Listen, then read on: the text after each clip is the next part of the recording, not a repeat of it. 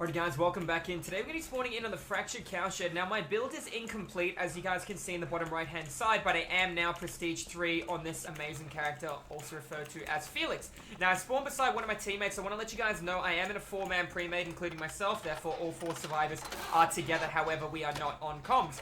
That being said, somebody spawned in the red barn and started working on the red barn gen. If you've watched a lot of my videos, I'll be mentioning that you should never work on that generator at the start of the game.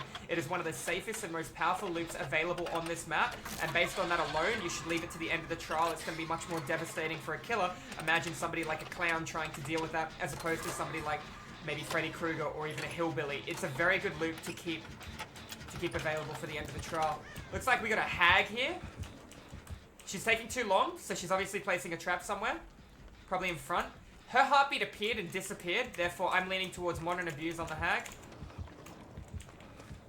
Alright, now I do have dead hard. Doesn't mean I want to take a free hit from her here. Oof, I don't know where she went. She didn't trap this. She might have trapped closer to the pallet. She's got a hit on multiple people. I tried to run in when somebody just got hit. That way she's on cooldown. Because the last person she got hit was the Obsession. Therefore, if she had stacks to save the best last, she wouldn't have got any because of the person she did decide to hit then. That being said, I have Borrowed Time tier 1. I have Dead Hard tier 1. I have Adrenaline tier 1. And then I have this new perk, which I'm actually a real big fan of. This new perk is basically Leader, but for yourself, depending on how many people are currently injured. If there are multiple people injured, you're going to heal quicker, you're going to hook save quicker, and it's just going to be a really good perk, especially if you get hit, you do a hook save, and you can move through your teammate in time to take a BT hit. Unfortunately, you missed a skill check. 2 gens done. This is unfortunately one of those cases against the hag, where it takes too long to get the prep that you need. We're getting pressure on an objective right now.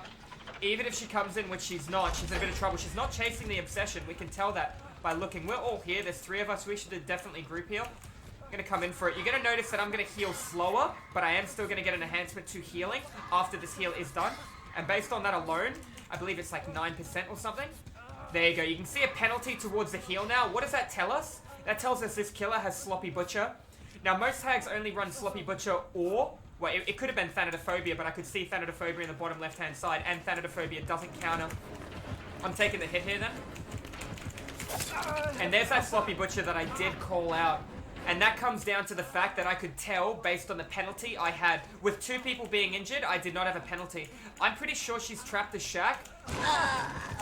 Oh my god, that is very unfortunate. I'm very lucky then, she wasn't quick with her teleport. I got stuck off the camera flick then too. Ruthless.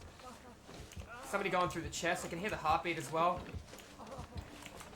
Now, the negative thing about this perk is it can't enhance the healing on myself. Looks like my teammate has either found or brought a key. It's very powerful. I don't think we're going to need it against this hag, to be completely frank. I'd love to get healed by them. Not a very common sight. You see somebody dropping a key. Oh, wow. Had to dead hard. I misangled it. I probably could have got away without that, but that's okay. I want to get away from this jungle gym. Alright, she teleported to the last trap that was triggered. I want to take her through to the cows, right? Or I don't have cows on this map, I have the harvester. Looks like the key's been on the ground still. I'm going to quickly check that she hasn't prepped it. A lot of people don't know you can actually dead hard across this gap. So a lot of people think that if a trapper places a bear trap on the opposite end of this, that's game over. You can't loop it without stepping into it like a Hattonfield window. But you actually can. You can't walk across it like you used to. You used to be able to walk across this lip bit. But beside it, you can dead hard across. Just one of those high tier strategies that you'll see some people do. A killer can walk across as well, but they'll struggle if they're 110%. He brought me the key again. That's very kind of him. I'm actually going to trigger this and then run straight away. Actually, no, I'm not. I'll tell you what I'm going to do.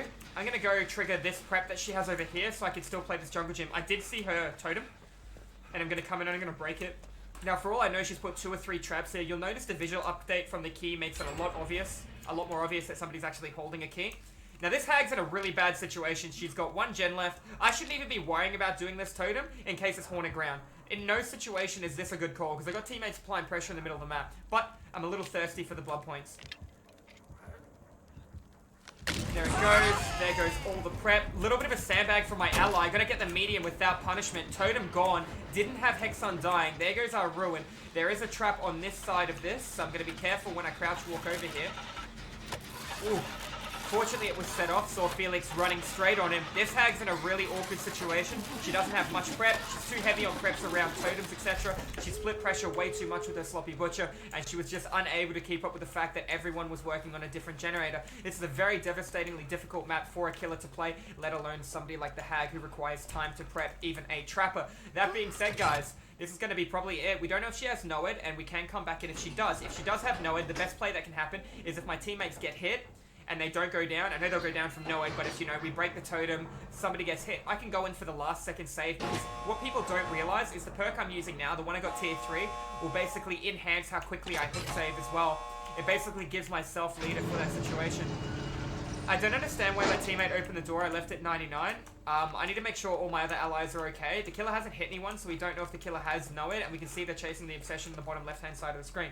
Now, the reason I prepped the door is because a bar at the top of the screen will have started. Now we know the killer doesn't have Noed. That's good. Once that bar is started at the top of the screen, we know that I have a couple of minutes to get out of this trial, and if I'm unsuccessful in getting out of the trial, I will then go into dying state. It looks like they were all coming to the door. I don't know if he had Bond or he saw them coming in. Now, I won't be able to go down to the hag. I'm pretty sure she's going to be putting a trap or two in the exit gate. I'm just going to run pretty much straight in and be able to make a play. No heartbeat, no worries. I think she's at the other door. The other guys were successful in getting out too. Maybe my other teammate ran past the door, saw it was prepped too, so he decided to open this one. But at the same time, we've got to keep in mind we had no idea if the killer had Noed.